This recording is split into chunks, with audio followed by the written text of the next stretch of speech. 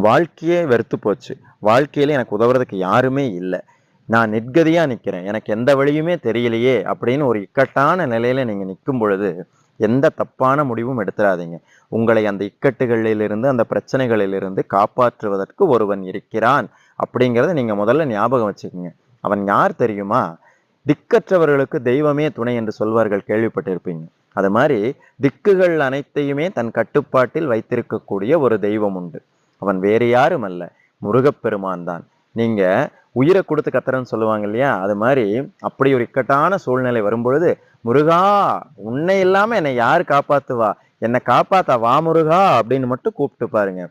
ஏதோ ஒரு வடிவத்துல வந்து உங்க பிரச்சனைய கண்டிப்பா தீர்த்து வைப்பான். யாமிருக்க பயமேன்னு வந்து உங்க முன்னாடி நிற்பான். ஒன்றை மட்டும் மறந்துடாதீங்க.